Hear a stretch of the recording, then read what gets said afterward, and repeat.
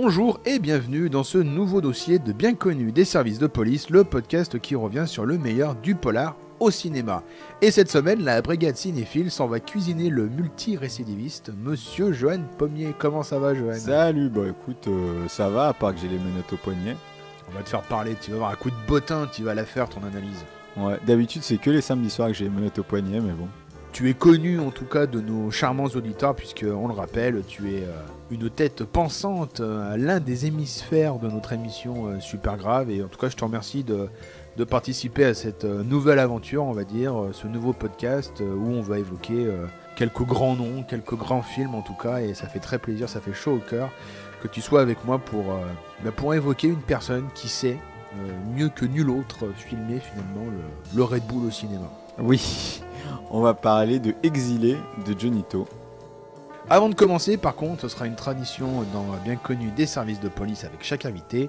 On va établir comme ça ta photo signalétique en 2 petites questions.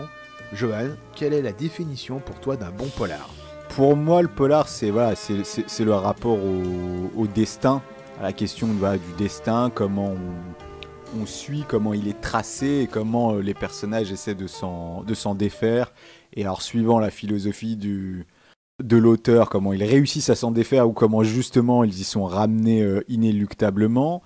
Mais ça, je crois que c'est un peu une définition qu'on partage d'une certaine manière. Alors, tu dis ça avec d'autres mots. La fatalité. Plus, voilà. Et puis il y a aussi cette question, mais ça c'est finalement la définition du polar au sens large, qui marcherait très bien pour un polar littéraire. Je rajouterais aussi la question profonde du suspense, qui donc est finalement toujours une réflexion sur le temps, le suspense, je pense. Donc je crois que c'est aussi ça, le polar, c'est bien sûr la question d'un crime, un minimum violent, mais le rapport au suspense, qui après peut prendre de multiples formes. Donc voilà, rapport au suspense, le destin, et puis bien sûr un crime, un minimum violent, même s'il y a quelques polars où les crimes sont pas très violents, mais bon. Et justement, quel est ton polar préféré ? Deuxième question. Ah, je vais pas être très original là-dessus, je vais dire Hit de Michael Mann, qui est pour moi un film matriciel, mais voilà, je ne dis pas que c'est le meilleur des polars, je dis vraiment que c'est mon préféré parce qu'il a une importance particulière dans ma vie, mais c'est pas forcément le meilleur, mais c'est celui que je préfère en tout cas. Je suis pas loin de penser que c'est peut-être le meilleur. Pas mon préféré, mais le meilleur. C'est de plus en plus difficile de répondre aux questions est-ce que les films sont bons ou pas. J'arrive à répondre aux questions est-ce que je les aime ou pas. Alors en tout cas, nouvel épisode, nouveau gros dossier. On est donc, tu l'as dit, sur l'affaire Exilé, réalisé par Johnny To en 2006, donc direction Hong Kong et Macao. Un film de gangster, on va dire, au code d'honneur bien trempé. On est sous la forme d'un chant du cygne avec entre autres Anthony Wong, Francis Ng, Nick Chung, Lam Suet, Roy Chang, Simon Yam. Les habitués de son cinéma, ouais. De l'homme, on pourrait dire, du réalisateur au cigare cubain, qui est, c'est aussi une figure qui me plaît beaucoup aussi, Johnny To, pour ça, quoi. C'est un vrai personnage de cinéma, comme autrefois, comme les Samuel Fuller, enfin, il me rappelle un peu cette tradition des gens qui ont créé un petit peu leur légende cinématographique, et donc effectivement, Exilé, on n'a pas du tout hésité, j'ai proposé plusieurs films de Johnny To, on est très vite parti sur celui-là. Oui, je sais plus, tu m'en avais proposé 2 ou 3, et je t'ai dit Exilé, tu m'as dit de toute manière, c'est celui-là que je préfère, je crois, tu m'as dit quelque chose comme ça. Ouais, moi, c'est mon préféré avec The Mission, mais est-ce que tu peux nous faire un petit résumé de l'intrigue de Exilé ? Alors, très très rapide, c'est le film commence quand 2 tueurs sonnent à la porte d'un de leurs anciens camarades pour le tuer, et que 2 autres tueurs viennent avec l'objectif de protéger le premier. Donc on se retrouve face à 5 tueurs, la femme de celui qui doit être abattu et leur jeune bébé, dans un appartement, et il va se passer un truc incroyable, c'est-à-dire une magnifique fusillade, et puis finalement une forme de statu quo. Ils décident que non, ils vont pas le tuer, ils vont pas s'entretuer. De prendre le temps, justement. Tu parlais du temps tout à l'heure, de dilatation tout de suite. On va peut-être un peu l'aider d'abord, avec sa femme et son bébé. Il y a cette idée d'ils vont dire bon on va faire un dernier coup, tu vas faire un dernier coup pour mettre ta famille à l'abri, et ensuite le parrain de la mafia, interprété par Simon Yam, nous a payé pour te tuer. Bah après, je serais obligé, le personnage d'Anthony Wong lui dit, il y a un moment, il faudra que je te tue, quoi. C'est ma mission. Alors on peut prendre 2 jours, 3 jours pour faire un dernier gros coup, mais voilà. Et donc c'est cette bande en fait de copains qui se connaissaient à dos, quoi. Ils ont fait les 400 coups ensemble, qui se réunissent à la naissance donc finalement de l'enfant de l'un d'entre eux. C'est très beau. C'est un film, on peut le dire tout de suite, qui est vraiment à la confluence des genres. Et c'est aussi sa particularité. Alors c'est certes un très grand polar, mais c'est presque un western urbain moderne qui reprend énormément au cinéma de Sergio Leone. C'est-à-dire on est clairement dans le temps qui passe, on pourrait dire, la dilatation du temps, effectivement, des gunfights extrêmement travaillés, extrêmement préparés. On a toutes les postures, évidemment, de Jean-Pierre Melville, la figure, je pense, centrale du cinéma de Johnny To, mais aussi celle de John Woo, par exemple. Du cinéma de gangster hongkongais. Vraiment, c'est Melville, le cinéma de gangster hongkongais. Donc chez lui, c'est travaillé de la même manière, avec un soin extrêmement minutieux sur les détails, au millimètre près dans les gestes, dans les postures, dans les placements de cadre. Il y a ce rapport à la solitude, évidemment, le rapport au tueur, on va dire, urbain. Le tout qui se dirige progressivement quand même vers une sorte de chant funèbre. On est clairement du côté de Sam Peckinpah, qui est aussi une grande figure aussi. Voilà, tout l'héroïque bloodshed de Hong Kong vient de là aussi, hein, cette violence démultipliée, ces ralentis, enfin toutes ces figures de style. Mais ici, matinée quand même au niveau thématique de la Horde Sauvage. C'est-à-dire, c'est impossible de ne pas penser à la Horde Sauvage en voyant Exilé. C'est quand même des amis, au fond, qui savent qu'ils sont d'un autre temps. Ils savent qu'ils vont mourir. Comment ? Ça, c'est la grande question. Mais ils y vont quand même pour un certain code d'honneur qui n'existe plus. C'est ça, c'est un baroud d'honneur. Petite précision, quand tu dis que c'est extrêmement préparé, c'est ça la folie de Johnny To, c'est que c'est extrêmement préparé, c'est extrêmement maîtrisé, et en même temps, il laisse beaucoup place à l'improvisation. D'ailleurs, on sait, alors je crois pas sur celui-là, difficile de trouver des infos, mais on sait que Johnny To, c'est quelqu'un qui, parfois, vu qu'il a toujours quasiment les mêmes équipes d'acteurs et les mêmes équipes techniques, il peut commencer un film sans avoir écrit la fin du tout, arrêter le film, en faire un autre, puis reprendre le premier, puis reprendre le deuxième. C'est quelqu'un qui a vraiment ce truc, il tourne, d'ailleurs il a sa boîte de production qu'il a faite pour ça en fait. La Milky Way. C'est ça, il tourne vraiment comme un... Et c'est moi, je l'avais entendu une fois en interview dire je fais comme les jazzmen. Tu sais, ils ont un thème, ils partent sur un thème, et puis ils improvisent, tatata. C'est vraiment ça. Donc il y a ça. Et en même temps, c'est quelqu'un qui est tellement créatif en termes de mise en scène et qui a déjà tellement de fois essayé de faire ça qu'en fait, il arrive toujours à évoluer, à se détacher de ce qu'il a déjà fait tout en restant sur la même thématique. Donc là, on voit d'une certaine manière, il refait The Mission. Oui, c'est vrai. C'est-à-dire que c'est un peu The Mission, mais un peu à l'envers pour moi. C'est-à-dire que c'est un peu la même équipe d'acteurs. Voilà ceux qu'on a cités. Anthony Wong, qui est le plus connu, parce que oui. Ouais, les amateurs de catégorie 3 se rappellent de lui dans The Untold Story, que j'ai revu d'ailleurs avant l'émission Ebola Syndrome. Je sais pas combien il a de films dans sa filmographie, mais il est partout, tout le temps. Mais en plus, il a une gueule. Enfin, tu t'en souviens vraiment. Il a vraiment une gueule presque à la Droupie. Tu vois, non, mais c'est vrai, un peu avec les yeux tombants. Blasé. Et en même temps, il a un côté punk aussi, même dans ses coupes de cheveux, souvent chez Johnny To d'ailleurs. Il y a ça, et donc du coup, par rapport à The Mission, l'intéressant, en fait, c'est qu'il prend presque The Mission à rebours. The Mission, c'est quand même un groupe à la base de tueurs qui sont disparates, qui sont désunis, qui vont apprendre finalement à se respecter dans un but très précis. Ils vont vraiment devenir des frères d'armes.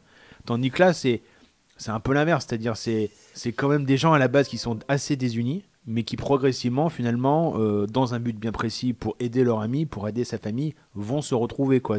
Ils vont se ressouder et dessouder. Oui, c'est exactement ça. Après, moi, il y avait quelque chose qui m'intéressait beaucoup dedans. Comment dire ? On parlait tout à l'heure de la définition du polar.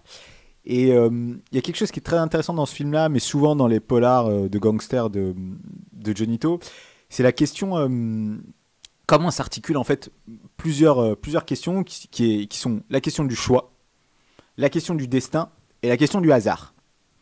Et donc ces 3 questions qui en même temps, on voit bien, hein, le choix, le destin, le hasard, c'est relié. Qui irriguent absolument tous les polars, de toute façon qu'on va citer ici, ils sont tous ces 3 thématiques-là. Et moi, je me disais, il y a quelque chose de très fort, c'est que tout part dans celui-là, tout part d'un choix, mais d'un choix émotionnel. C'est pas un choix rationnel, c'est un choix de parce que c'est la pire des choses de se dire on va pas tuer celui qu'on doit tuer. On va faire un dernier coup. C'est la pire des choses, mais c'est un choix émotionnel. Ils le font. C'est un choix aussi nostalgique qui est hyper important. Et du coup, ça trace la ligne du destin qu'ils vont être d'une certaine manière obligés de suivre, même s'ils vont en permanence essayer de faire des pas de côté pour s'en éloigner. Mais ils vont, au final, à la fin du film, comprendre qu'ils doivent retourner sur les rails du récit, mais aussi sur les rails de leur destin. Et du coup, tout ça est marqué à chaque fois par le hasard. Tout le film est narrativement construit sur des malencontreux hasards, des hasards négatifs, sauf peut-être le dernier, un des derniers, la question de l'attaque presque du train, même si c'est pas un train, mais du convoi de lingots d'or. Oui, c'est clairement, clairement dans le western. Voilà, ça est le seul hasard entre guillemets heureux, même si en fait c'est finalement aussi ce qui les pousse et ils tombent d'ailleurs sur un sniper fou qui protège le fourgon blindé, et il y a une sorte tout de suite de respect mutuel qui s'instaure entre eux. Ils se reconnaissent quoi, entre tueurs, t'es de la même race que nous, et quelque part, même s'ils savent qu'ils vont mourir et qu'ils vont y aller, quelque part l'idée en fait du métier va perdurer quelque part grâce à ce mec. Oui, et il y a une forme de filiation. D'ailleurs, ils vont lui faire confiance instantanément. Tout de suite, ils le reconnaissent. Parce que une des grandes thématiques du film aussi, c'est la question de l'amitié. J'écoutais d'ailleurs Anthony Wong en interview promotionnelle.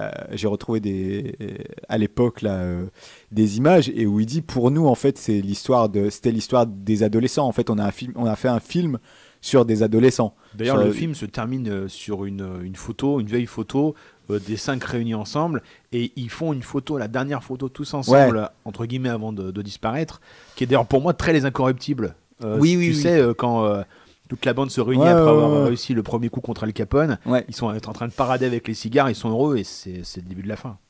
Et il y a tout à fait ça. Et donc cette idée-là, ils en parlent beaucoup, de l'idée de l'adolescence, de en fait ce groupe de potes. C'est des enfants, oui. Et cette question-là, d'ailleurs, on en parlait entre nous une fois précédente, mais la scène dans The Mission, il y a la magnifique scène de la boulette de papier. Oui, ils jouent avec une boulette dans les bureaux en attendant.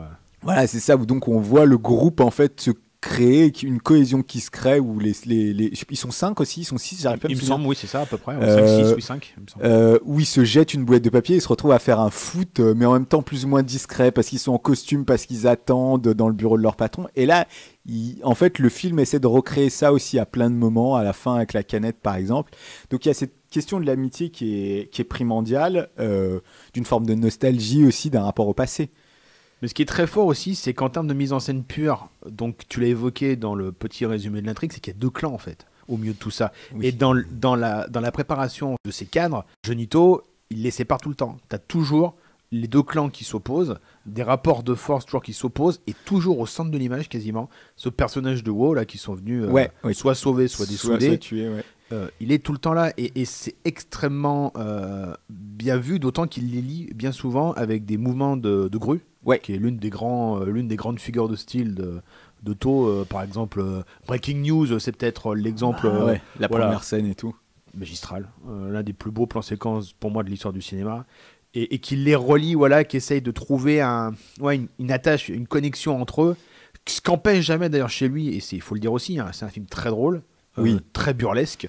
Il y a ce passage par exemple où il boit dans la carafe. La balle, T'as la balle il boit la balle quoi. Et il y a un moment d'ailleurs, je sais pas ce que t'en penses, mais t'as la fusillade donc dans l'hôpital clandestin.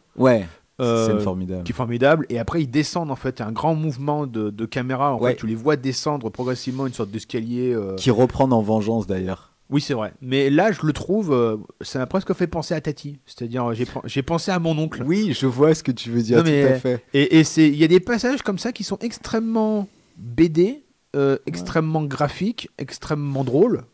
Simonian qui perd quand même littéralement ses couilles dans le film.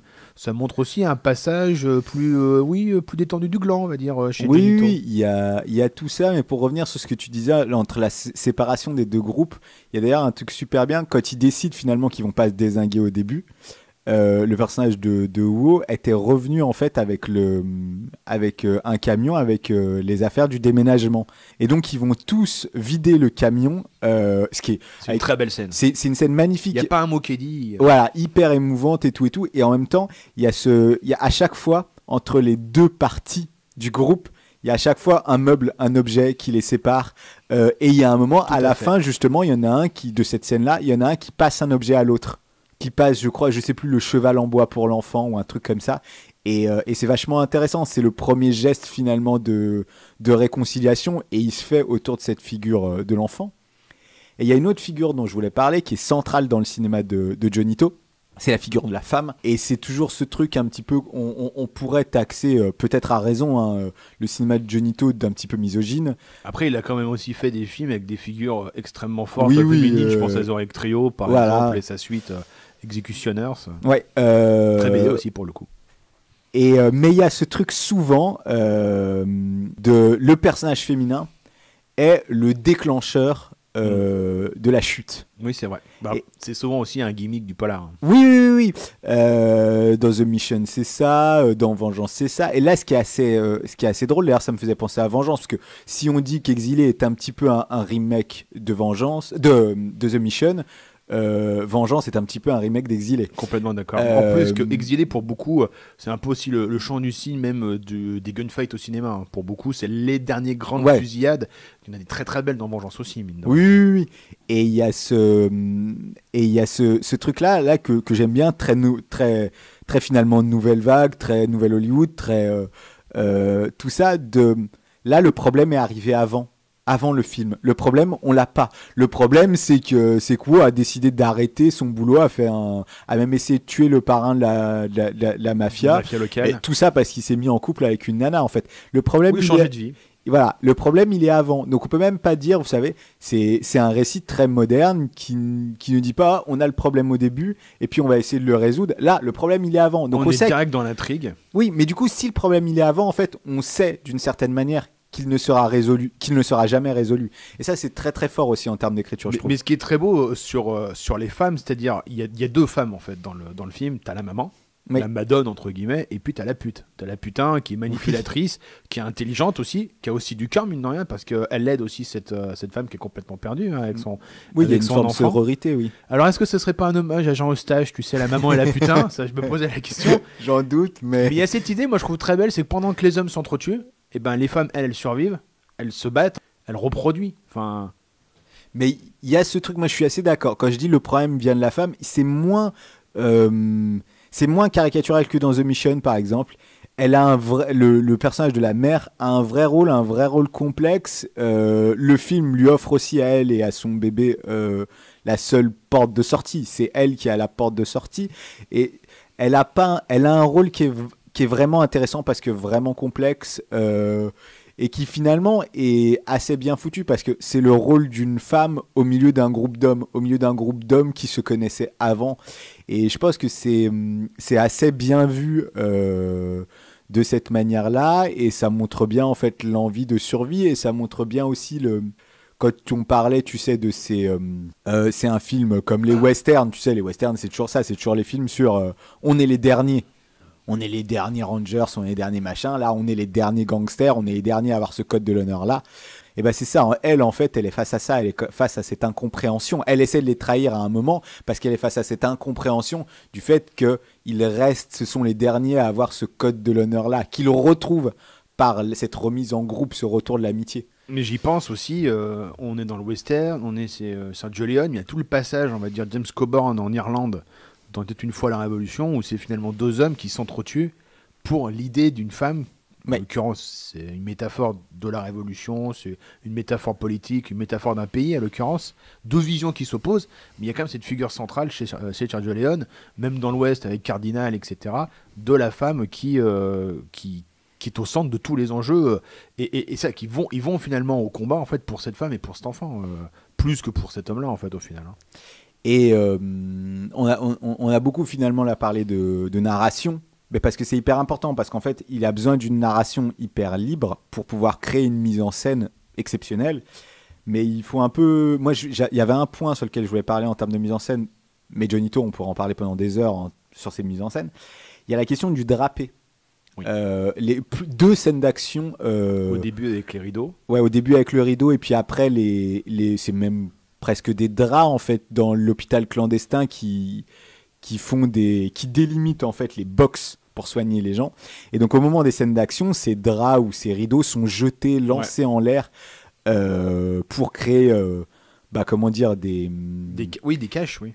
Voilà, des manières de se cacher, de se tirer dessus sans se voir. Il y a toujours un élément du décor, en fait, qu'obstrue, qui les cache, voilà. Soit du grillage, une barrière, les drapés. Et là, avec les drapés, et ça rend, alors, esthétiquement, c'est magnifique, c'est filmé au ralenti souvent magnifiquement, et ça pose la question, moi je me suis posé la question du drapé dans l'histoire de l'art. Parce que, en fait, le drapé, c'est central dans l'histoire de l'art, c'est quelque chose qui, quand vous parlez aux spécialistes d'histoire de l'art, ils vous diront toujours, on juge la qualité technique. Je dis bien la qualité technique, pas artistique d'un peintre ou d'un sculpteur de la Renaissance à sa capacité à faire les drapés. Parce que c'est le plus dur à faire en sculpture, en peinture. C'est techniquement extrêmement compliqué. La souplesse, la fragilité, le mouvement avec le vent. L'impression du mouvement et de la légèreté. Et là, on a cette impression de mouvement et de légèreté, qui d'ailleurs est exactement ce qu'est le film. C'est un film de mouvement et de légèreté. Mais c'est des pros en plus qui sont extrêmement souples, qui savent appuyer là où ça fait mal à chaque fois. Ouais, mais ça retourne aussi, je me suis posé la question, ça retourne aussi à la question du tragique. Parce que qu'est-ce que c'est ? C'est donc quelque chose qui était très central dans la peinture et la sculpture de la Renaissance. Et la peinture et la sculpture de la Renaissance, ça puise toutes ses inspirations dans les œuvres de l'Antiquité, dans les œuvres du tragique, les grandes œuvres des héros et des némésis qui se combattent sans fin. On peut penser par exemple à Achille et Hector. Hector, oui. Et moi j'ai vu ça, en fait, je me suis dit, cette question des drapés, pour lui, c'est vraiment la lutte entre des héros. C'est vraiment quelque chose d'antique, et tout le film, s'il est très drôle, il a aussi cette puissance évocatrice, de la tragédie grecque. Le film est à plein de moments à des références à la tragédie grecque. Et donc je trouve ça très fort qu'il ait questionné comme ça la matière à l'intérieur de son cadre, parce que ces cadres sont d'une précision hallucinante. Voilà, c'est au millimètre près. C'est exceptionnel. C'est pour ça qu'on parle de Melville, mais c'est l'héritier total pour ça, pour moi, de Jean-Pierre Melville. Les cadres sont merveilleux, mais en fait, son utilisation du ralenti, du mouvement à l'intérieur du cadre, en rapport au mouvement de l'appareil, crée une forme de poésie. Et là, ça renvoie à la tragédie grecque, et je trouve ça très fort qu'il ait su rendre ce film si émotionnellement puissant, en fait, par sa mise en scène, en nous renvoyant à des œuvres tutélaires. Et c'est ça, pour moi aussi, les grands cinéastes. C'est quand les références qu'ils utilisent, que ce soit des références à d'autres films, et là il y en a beaucoup, ou que ce soit des références à d'autres arts, à la culture, à la pop culture, en fait, nourrissent un propos, nous renvoient à des choses plus grandes. Et là, ça nous renvoie à ça, à la tragédie qu'on est en train de voir. De toute façon, les grands metteurs en scène savent très bien, de toute façon, que la forme c'est le fond, et inversement. Et chez Johnny To, sa caméra qui est tout le temps en mouvement, alliée au mouvement même des personnages au sein de la diégèse, ça te montre tout de suite l'interaction, en fait, qu'ils ont entre eux. À tel moment très précis dans les tueurs, quoi. Et pareil pour les jeux d'alliance qui se défont, tous les rapports de force, ils sont toujours en fait mouvants. Donc du coup, il y a des mouvements de caméra très, très particuliers, très précis, qui placent les personnages dans le cadre dans des positions super évocatrices. Et quand en fait il y a ce rapport direct à la mort, ils sont tous là, pour le coup, c'est plus des cadres isolés, c'est-à-dire ils sont pas dans le collectif, il est vraiment sur l'individu, avec à chaque fois un petit travelling. Je pense notamment à la fusillade dans le restaurant sous le dôme, là, sous cette serre, un décor incroyable aussi de cinéma. Il sait aussi trouver des décors vraiment propices pour révéler ces fusillades, ces gunfights. Il y a ces moments où c'est le calme avant la tempête, c'est-à-dire il fait un montage comme ça, un découpage qui revient sur chaque partie, y compris les némésis, les méchants, où tu as une sorte de petit travelling sur eux, où ils savent très bien la vérité du moment, et tu es seul en fait face à la mort, quoi. C'est le calme avant la tempête, et après c'est la jouissance léonienne qui évacue, on va dire, tout ce trop plein de tension. Enfin, le début, il y avait 10 minutes, un quart d'heure sans dialogue, non ? Oui, très peu. Mais oui, il y a une phrase de la femme au début, très peu, ouais. Et puis après, mais au-delà de cette phrase-là... c'est une nervosité qui est d'entrée. Oui. Et on l'a pas dit, il y a le flic qui est très intéressant. Oui, aussi. il y a un personnage comique très drôle. Tu parlais du hasard, lui, non, mais je suis là, non, par hasard. De toute façon, moi, je suis à 3 jours de la retraite, là, donc. Et ça montre vraiment plus de manière détournée. Il dit des choses quand même, Johnny To, sur son pays. Il arrive à contourner la censure. Enfin, c'est quand même des flics qui sont incompétents, qui sont corrompus, qui ferment les yeux. Et c'est très très drôle en même temps. Et c'est un gimmick du genre. Et pareil pour, on l'a pas dit, mais ce choix esthétique de la fumée rouge de chaque impact de balle qui arrive à contourner la violence pure et dure des giclées de sang. Et c'est extrêmement poétique et extrêmement graphique, quoi. Ça marche trop bien. Mais oui, politiquement, c'est un réalisateur très politique. Il y a cette question-là. En plus, il délocalise à Macao. Mais en fait, ce qui est fort, il le fait souvent d'ailleurs. Ce qui est fort avec Macao, mais parce que en fait, Macao, c'est l'autre Hong Kong. Ouais. C'était au Portugais c'est un autre protectorat portugais. Du coup, ça lui permet de parler de Hong Kong en parlant de Macao et inversement. C'est très politique. On sait que c'est pas la même non plus religion, mine de rien. C'est pas la même approche du catholicisme. C'est ça. On sait que Johnny To, est quelqu'un qui est très engagé. On l'a entendu encore il y a pas très longtemps, un des rares encore à critiquer le parti en Chine, alors qu'aujourd'hui Hong Kong n'est plus dans la même situation que aujourd'hui Hong Kong c'est totalement Hong Kong, il y avait une forme d'indépendance jusqu'à il y a quelques années et Hong Kong s'est totalement fait manger par la Chine ou par la Chine ou totalement, j'abuse un petit peu, mais et donc il y a plus en tout cas la même autonomie qu'avant, ça c'est ça. Il y a un propos sur ce qu'est Hong Kong, il y a un propos sur ce qu'est Macao par rapport à la Chine dedans, il y a un propos sur toujours en fond sur ce qu'est le capitalisme en Chine. Alors bien sûr c'est fait au milieu de figures de style, bien sûr c'est une trame, c'est en trame de fond en dessous. C'est pas central, mais c'est toujours là dans ces films. C'est pour ça que le genre sert parfaitement le propos. C'est le Far West. Mais voilà. C'est le Far West. Tous les coups sont permis dans le capitalisme. C'est exactement ça. Et puis je voudrais revenir sur ce que tu disais que je trouvais très intéressant sur le mouvement. Il y a quelque chose d'incroyable dans les mouvements, dans le rapport au mouvement qui tourne autour des personnages et des personnages qui tournent eux-mêmes. Il y a cette figure, il adore faire tourner les personnages dans un sens et sa caméra dans l'autre sens. Truc qui est très très dur à monter. Il faut aussi se dire que techniquement, vous verrez difficilement meilleur film d'action. Techniquement, il y a une compréhension du rapport à l'espace et au temps, ce qui est central dans le cinéma et encore plus peut-être dans le cinéma d'action. Qui n'a pas été atteint par tant de réalisateurs. Alors on me dira John Woo, on me dira Peckinpah, on en trouvera d'autres bien sûr, on en trouvera beaucoup d'autres, mais ces beaucoup représentent très peu par rapport au nombre de gens qui font des films d'action. Mais il fait presque des manifestes à la fois esthétiques et narratifs, c'est-à-dire la fameuse fusillade finale qu'on évoquait au début, c'est-à-dire la canette de Red Bull.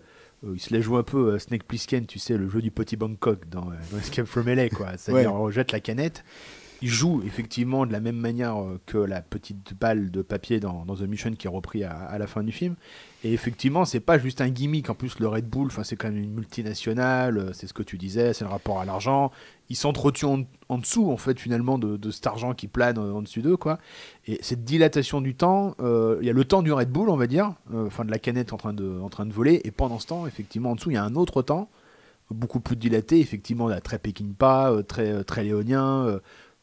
C'est clairement, par exemple, exemple entre mille, mais la petite, qu'on appelle ça la montre boîte à musique pour quelques dollars de plus dans le duel avec Lee Van Cleef, Gian Maria Volonté et Clint Eastwood, c'est la même fonction en fait, la canette de Red Bull qui te permet de jouer effectivement sur un rapport au temps complètement différent et vécu d'une manière différente à la fois par le spectateur et par les personnages dans le cadre, quoi. C'est ça, c'est le rapport au temps réel et le rapport au temps émotionnel, je pense. Oui, c'est ça. Oui. Et très bien dit. Et je crois que comme tu disais, c'est un film qui est très drôle, mais moi là, je l'ai vu beaucoup et je l'ai revu pour l'émission. Le film m'a encore plus touché émotionnellement, alors que c'est vraiment un exercice de style. On n'a pas parlé mais c'est vraiment un exercice de style. C'est vraiment un film. C'est une petite série B entre guillemets. Oui, c'est une petite série B. C'est un petit film. Ça n'a pas la grandeur. Ça ne veut pas avoir la grandeur d'autres grandes œuvres. On parlait de Hit au début, par exemple. C'est une cathédrale Hit là, non. Mais c'est magnifique. Pour moi, c'est un chef-d'œuvre. Pour autant, c'est un tout petit film et un chef-d'œuvre, et Pour ça, moi aussi, et ouais. ça a ce truc-là parce que ça touche parfois à la grâce, parce que c'est un rapport au temps et à l'espace qui crée de la dramaturgie et qui crée de la tragédie, du drame, et donc qui touche. On n'a pas aussi évoqué la musique qui est super, de Oui. Guy Zerafa, qui a beaucoup collaboré avec Johnny To, donc sur Triangle, entre autres, sur Full Time Killer. Avec ces sortes de riffs de guitare, on est clairement tout de suite du côté de Morricone. Et c'est marrant parce que le western italien, j'ai pas l'impression, autant Peckinpah, oui, mais j'ai pas l'impression que c'est une grande référence pour tous ces cinéastes-là. John Woo, j'ai pas l'impression, ou même Stewart, qui tendent vers ça, non? Toi, Vers quoi? Vers Léon? Ouais, plus vers Léon ou le western Ah, de spaghetti en général. Ah si, John Woo, si. À sa manière, si. Tuark, c'est compliqué parce que c'est tellement... il a un rapport tellement multiples références que c'est difficile de voir quelle est la référence chez Tuark. Tellement il y en a. Tellement... Si, chez Woo, oui. C'est vrai que Johnny To, en fait, t'as peut-être 2-3 références vraiment très visibles, peut-être par rapport aux autres. Très marquées, très affirmées, qui revendiquent en hommage. Oui, et puis finalement, John Woo, il y a des films qui se ressemblent, mais d'une certaine manière, il a quand même toujours essayé de faire des films différents. Oui. Euh, C'est du cas du crime 1 et 2, ils sont complètement différents, par exemple. alors que Johnny To, il a toujours essayé de faire le même film par genre. C'est-à-dire, quand il fait un polar, il fait le même. Oui, Quand il fait une comédie, il fait la même. Quand il fait... et ainsi alors, de temps en temps, il mélange, du coup, la comédie et le polar. Il mélange ceci, je pense à Sparrow, qui est un très beau film. Il utilise le même type de références, les mêmes thématiques, donc on les voit plus. Et c'est vrai qu'en Europe, enfin en Occident, on connaît surtout les polars de Johnny To, parce qu'ils ont été salués par la critique, parce qu'ils ont souvent été sélectionnés à Cannes, par exemple. À Venise. Et du coup, on a beaucoup... il est toujours sur les mêmes thématiques, donc on voit mieux aussi. Quand t'as l'impression mais c'est vrai qu'il a un style, moi qui suis pas un connaisseur comme toi du cinéma hongkongais, c'est peut-être celui qui me touche le plus parce que c'est clairement des références occidentales. Après, on l'a pas dit, mais il est fan absolu et c'est aussi une base à la fois de Melville et de Sergio Leone, c'est Akira Kurosawa. Oui. Ça se ressent aussi. Ah bah... C'est indéniable le cinéma japonais qui irrigue aussi son cinéma. Mais il a un style, je sais pas, qui fait que tu le reconnais tout de suite. Enfin, il y a un côté à la fois, enfin c'est très paradoxal, à la fois extrêmement mouvant, en fait, on l'a dit dans les mouvements de caméra, mais extrêmement statique à cause des postures. Enfin, c'est clairement c'est de la sculpture à ce niveau. Enfin, c'est extrêmement, c'est évocateur. Il y a un côté, t'évoquais aussi l'enfance, il y a ce côté plaisir enfantin de jouer aux gangsters et aux flics en fait. C'est des trucs très très simples, Johnny To, et que moi en tout cas je prends de face tout de suite et je prends un plaisir immédiat à regarder ces films. Mais c'est pour ça, je pense qu'il lui-même parlait de jazz et d'improvisation. Tu sais, c'est cette idée de la thématique, la nostalgie, le retour à l'enfance. On essaye de broder sur quelque chose, d'improviser ensemble entre artistes, de s'inspirer les uns les autres. Et d'ailleurs, je lisais à propos de la scène finale, la fusillade finale, qu'il avait qu'il avait demandé à son équipe, sa stunt team, son équipe de cascade, de ne pas chorégraphier cette scène-là. Oui, c'est la plus bordélique. Hein. Et qu'il a demandé qu'elle soit plutôt chorégraphiée par son équipe, je sais pas comment on appelle ça, son équipe des munitions. Ouais. Tu sais, ceux qui gèrent les armes, en fait, pour qu'il y ait un rapport à l'explosion, en fait, qu'il la pense plus en termes de pétarade que de mouvements internes chorégraphiés. Et du coup... Oui, de prime abord, elle pourrait presque passer pour brouillonne par rapport aux autres. Enfin, c'est vraiment un déchaînement absolu de violence. C'est ça, il y a ça, et en même temps, plus elle avance, plus il y a ce côté quand même presque dans la chute des corps, il y a quelque chose qui rappelle le ballet, qui est d'ailleurs, mais ce qu'il a en rapport avec John Woo aussi, hein, on sait que c'est quand même des cinéastes, il y a beaucoup de choses qui parfois... John Woo, on sait que c'est un grand admirateur, voilà, de toutes les comédies musicales de Domi, par exemple. Parfois ça se ressemble, et donc il y a ce rapport au ballet, au mouvement qu'on retrouve, et que nous on aime, hein, parce que certains détestent ça. Je comprends que certains aussi n'aient pas envie de voir cette suresthétisation de la violence, même si à mes yeux elle est très épurée, hein, chez Johnny To, moi je trouve. Oui, il y a ce rapport, c'est ça, sa mise en scène est très maniériste, et en même temps elle vise vers l'essentiel et vers une forme de pureté, de simplicité, mais c'est aussi tout Melville, c'est aussi tout Michael Mann, dont on parlait, cette idée d'être à la fois dans le formel, à la fois avec des trucs en termes de mise en scène, des lumières, des machins, des cadres qui cassent la transparence, et en même temps de viser vers une pureté, une forme d'esthétisme presque contemporaine par moment. Mais aussi, ce qui est intéressant, c'est que on cite beaucoup de références occidentales chez lui. C'est peut-être aussi paradoxal, c'est l'un des seuls, j'ai l'impression, qui n'est pas parti aussi à Hollywood. C'est-à-dire que John Woo l'a fait, Ringo Lam l'a fait, a tourné avec Jean-Claude Van Damme, tout comme Tuark aussi. Pour X raisons après, au sein de leur filmographie. Lui, il l'a pas fait. Beaucoup de, encore une fois, je suis pas un expert, mais apparemment beaucoup de fans du cinéma HK lui en veut un peu à Johnito d'avoir un peu repris finalement au moment, il est un peu apparu sur le devant de la scène au moment où finalement Tuark les autres se barraient. Et John Woo se barraient effectivement, et lui il est resté là-bas et c'est à partir de là qu'il a explosé quoi. Et c'est étonnant parce qu'il avait aussi je sais pas trop ce que tu en penses, mais il avait le projet par exemple de refaire un remake vraiment pur et dur du Cercle Rouge, qui était prévu avec Chow Yun-fat, il y avait Liam Neeson, Orlando Bloom, qui n'a jamais vu le jour, je ne sais pas pourquoi d'ailleurs. À ton avis, c'est pourquoi il n'est pas parti, lui, par exemple? En fait, dans les années 80 et début 90, il commençait à avoir des budgets de plus en plus gros. Et de ce que j'ai lu, il avait de plus en plus l'impression de perdre en liberté, en fait. Et du coup, c'est pour ça qu'il est parti faire The Mission. Je sais plus, je crois que c'est 99, The Mission. Il me semble, oui. C'est ça, oui. Et en fait, The Mission, c'est pour lui un retour à un budget un peu moindre. Parce que je pense que l'équipe technique est plus resserrée, parce que je pense que c'est tourné plus vite, pour plein de raisons, voilà. Et en fait, il prend ce plaisir-là, il monte sa boîte de production et il se dit en fait, moi, ce que j'aime, c'est faire les films comme j'ai envie de les faire. Il ne fait pas partie de ces cinéastes qui se disent je veux faire tel film, telle épopée, tel film épique, j'ai besoin de 200 millions, donc je vais faire des compromis pour obtenir 200 millions, parce que pour obtenir 200 millions, il faut faire des compromis. Pour obtenir 1,5 million, quand t'es Johnito, t'as pas besoin de faire de compromis. Tu dis, je vais faire ça. Je m'amuse finalement. Vous me donnez 1,5 million et ils lui disent oui. Et d'ailleurs, c'est peut-être une partie les siens. Je sais pas exactement comment ça fonctionne, mais en fait, je pense qu'il n'avait pas ce besoin de grandeur. Et par ailleurs, il y a un deuxième truc, c'est que je pense qu'il y a eu les grands festivals, en fait, n'ont pas vraiment eu droit, sont passés à côté de John Woo et de Tuark et de Ringo Lam. À l'époque à Cannes, The Lover, ça a failli être sélectionné en compétition en pucelle, ça n'a pas été le cas. Tuark a été membre du jury à Cannes, mais c'est vrai qu'il n'a pas eu cette reconnaissance de la sélection. Ils n'ont pas eu, en fait, ils n'ont jamais eu ça, et je pense que l'Europe, l'Occident, s'est dit oulala, il y a lui qui arrive, on va le sélectionner. Il fait encore des films. Parce que c'est visible, encore une fois. Entre guillemets personnels, il y a Breaking News aussi qui avait été en sélection spéciale, ou je sais plus quoi. Oui, il était à Cannes. Enfin voilà, Vengeance a été en compétition, enfin voilà.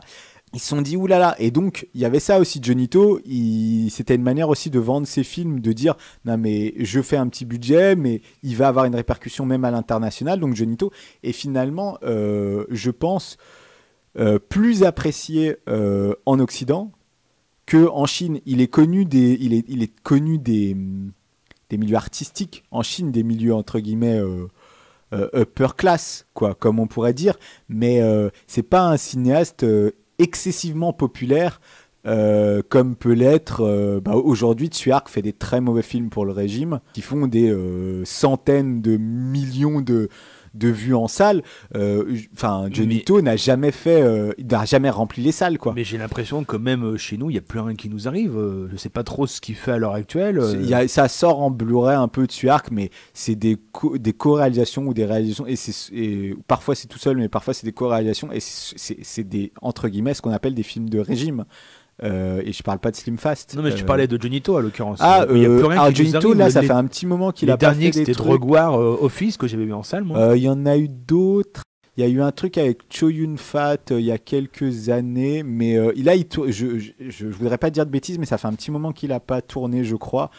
Je l'ai entendu en interview il y a 1 an où il disait que c'était compliqué pour lui. Et je pense que avec ce qui s'est passé à Hong Kong, c'est compliqué aussi. Il a plus la même aura. Le pouvoir de la Chine sur lui, je pense, c'est un peu arrivé, quoi. Il a moins les coups des franges. Alors pour finir, moi j'ai une petite anecdote perso qui m'est arrivée au Festival de Cannes, justement. C'était, je viens de vérifier, en 2013.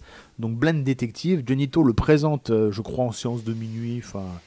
Et moi, je m'étais fait refouler à l'époque, je me rappelle très très bien de plusieurs séances de Inside Llewyn Davis des frères Cohen. Ouais. J'étais avec mon collègue, à l'époque, je travaillais à la radio. On est dégoûté, on se fait dégager pour la 3e fois du film. C'était un événement, hein, quand même, le film des frères Cohen. Et je vois un mec devant le palais des festivals, tout seul, avec un autre gars, mais je l'ai reconnu direct. Un Chinois avec un cigare, je me suis dit, putain, c'est Johnny To. Et on va le voir, il était adorable. Et moi, je le vois avec son cigare, je fais, hey, Mr. To, it's Koiba. Il me fait, yeah, it's the best. Il était hilar avec son cigare. Il était vraiment extrêmement sympathique. Et ce qui est dingue, c'est que tu es à Cannes quand même, le jour même de la présentation de son film, quelques heures plus tard, en séance de minuit. Et le gars, il se balade tranquillement et personne ne le reconnaît. T'es avec ton traducteur, à mon avis. Et puis voilà, c'est dingue. Autre tradition dans bien connu des services de police, pour classer définitivement l'affaire, on va chercher des complices dans le même genre, une recommandation comme ça très rapide d'un film dans le même giron. Alors Johan, tu commences, tu nous conseilles quoi un peu dans le même style que Alors, moi je voulais vous conseiller The City of Violence, qui est un film de Ryo Seung-wan, donc un film sud-coréen 2005 ou 2006, je ne sais plus. Qui est un film que personnellement j'adore. Donc ça, c'est le réalisateur qui a fait Escape from Mogadiscio, qui a fait Berlin's Files. Enfin, moi, c'est un cinéaste que j'adore. Je pense qu'il a un petit peu révolutionné ce qui se faisait en termes d'action en Corée du Sud, même s'il y a déjà des gros morceaux en Corée du Sud. Hein. Il est un petit peu plus jeune que voilà, tous les plus connus sud-coréen, et c'est l'histoire d'un gars, une espèce de malfrat qui retourne dans sa ville d'enfance et qui voit qu'un de ses copains d'enfance est mort, et donc à l'enterrement il retrouve sa bande de potes ados. Donc il y a quelques flashbacks où on les voit se battre parce que c'était une bande de malfrats, et donc ça va être l'enquête de deux de ces comparses pour savoir qui a tué leur ancien ami. Et je ne vous spoil rien, on le sait dès le début que c'est un des autres membres de la bande qui est devenu le parrain de la mafia de cette ville. Et voilà, donc il y a toute cette intrigue-là, et c'est donc un polar. C'est aussi un film d'arts martiaux. Je n'ai pas précisé qu'un des deux rôles principaux est joué par le réalisateur. Donc c'est un super polar avec des scènes d'action assez folle, des combats incroyables, parfois totalement gratuits. C'est-à-dire qu'il y a des moments, tu sais pas pourquoi, ils sont attaqués par toute la ville. Il y a des mecs qui font du hip-hop pour se battre, d'autres en vélo. Enfin, ça part dans tous les sens. Le réalisme est vraiment laissé de côté, mais c'est esthétiquement très très beau. C'est très très fort. C'est un super exercice de style, et ça écrase ce qui se fait en termes de scènes de combat, de tout ce qui s'est fait globalement dans les années 2000-2010, quoi. De mon côté, je vous invite à rejeter un coup d'œil sur Les Lyonnais d'Olivier Marchal, car là aussi c'est un film qui parle d'amitié, de temps qui passe, de trahison, sous la houlette, comme Johnny To, de Jean-Pierre Melville et de Sergio Leone, tendance plutôt l'Amérique pour Marchal, hein, toute proportion gardée évidemment, donc Gérard Lanvin, Kiki Cario, Simon Astier, un cinéma d'hommes, on va dire à l'ancienne, tourné par chez nous à Lyon, ça fait plaisir. Et puis Marchal quand même et Johnny To, ils ont un sacré point commun. Les deux se sont fait jeter comme des merdes quand même par Alain Delon. Donc sur Les Lyonnais pour Marchal, donc Delon devait jouer initialement le rôle de Edmond Vidal, que finalement joue Gérard Lanvin dans le film. Et Johnny To avait proposé une sorte de suite à travers Vengeance au samouraï de Jean-Pierre Melville. Et il voulait qu'il lui confiait le rôle de Costello, il s'appelle dans le film. Et qu'il s'appelle Costello, pas pour rien. Voilà, on prendra qui pourra. Donc voilà, c'est le nom d'Alain Delon dans Le Samouraï, finalement obtenu par Johnny Hallyday. Et c'est vrai que c'est l'un des seuls films pour moi qui a vraiment compris ce qu'est Hallyday, entre guillemets, à l'écran. Et c'est l'un des seuls films où Johnny est vraiment bon, parce que ça repose que sur son charisme avec ses yeux bleus. Johnny To avait dit qu'il ne connaissait pas Johnny, mais qu'il l'avait vu dans le film de Patrice Lecomte. L'homme du train, c'est les deux films qu'ont compris Johnny. Et qu'il avait vu que Johnny, c'était un corps, mais surtout un regard, ouais. Et qu'il était parti là-dessus. Il le filme comme un loup, quand il rentre dans les tunnels comme ça. C'est un loup. C'est un loup en fin de vie apeuré. Vengeance, c'est un super film aussi. Hein. J'aime beaucoup. Enfin, on aurait pu le traiter, peut-être qu'on le fera un jour, mais ça, c'est une autre histoire. Donc voilà, les deux jetés par Alain Delon et tout ça pour faire Astérix 3. L'enquête est close, on classe l'affaire et on vous conseille donc de placer Exilé de Johnito en garde à vue. Je te remercie, Johan, quel plaisir encore une fois d'être avec toi. Voilà, plaisir partagé. On a fait toute la lumière sur ce cas, donc je peux, je pense, te relâcher dans la nature. Et ben, j'espère te retrouver aussi très vite pour évoquer d'autres polars. Bah oui, la soupe aux choux. Quant à nous, on se donne rendez-vous très vite pour évoquer un autre film policier. Et en attendant, n'hésitez pas à vous abonner sur nos réseaux sociaux, sur la chaîne YouTube de l'émission, à la partager si cela vous a plu et à nous mettre le maximum d'étoiles sur les applications de podcast. Merci encore et à très vite dans Bien connu des services de police.